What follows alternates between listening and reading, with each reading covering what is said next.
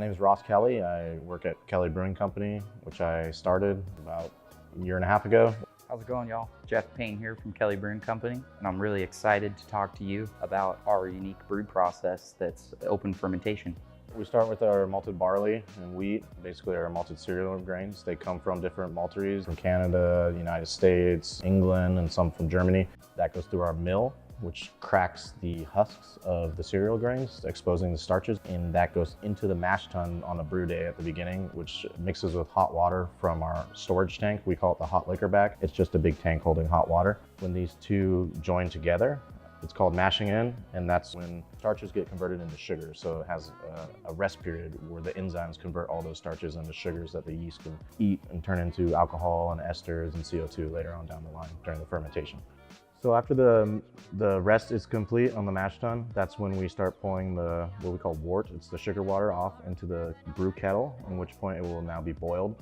We take additional water from that hot liquor storage tank I told you about, and that gets put on top to rinse all the extra sugars off while we do this. We collect a full batch, a little bit more because there'll be some evaporation. At certain times, we throw in hop charges, which are ways to make the beer flavorful. The hops we have outside are mainly for display. I hope to use the hops at the end of the season, and I plan to do an estate beer. But for most of our beers, we also get our hops, just like our grain. They come from different parts of the world. A lot of them are in Washington State, in England, or Germany. Hops are thrown in at various stages. Early on, you get more bitterness. Later on, you get more aroma and flavor in the beer. The boil is usually a 60-minute process. From there, we do a whirlpool, which basically the same thing you would imagine. We make a whirlpool in the kettle, which allows all the solids to coagulate at the bottom in a cone, and we let it rest so it will all settle down. We then knock out the beer by transferring it through what's called the fridge line, where we're able to lower the temperature of the beer significantly so we can add yeast. We pump it through our heat exchangers. We have some cold water going in, hot wort going in, and then the opposite coming out, cold wort and cold water. So the wort is now cool. It's in pitching range, which for us is around 68. We use a special yeast that was originally from England. It's good for open fermentation and top cropping of yeast. It's also really flocculent, so it makes the beer clear without having to filter the beer.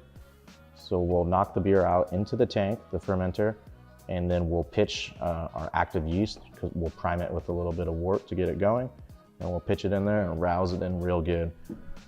And then we wait, and we take daily gravity readings for the next 3 days. It's gonna go through a vigorous fermentation process, which we monitor and wait till it gets to our terminal. And at that point, we can say the fermentation is complete. We use our open fermentation process because we can harvest the yeast off the top and store it in our cooler, and we can just reuse it in theory indefinitely. It ends up giving you a more unique ale flavor. It's quite traditional. After 1 week in the fermentation tank, we pump the beer out into a conditioning tank, which we call racking. After the conditioning tank, it's either carbonated and kegged, or it's transferred into a serving tank. Serving tanks go directly into our lines, where our beers are poured behind the bar. From there, we just enjoy it.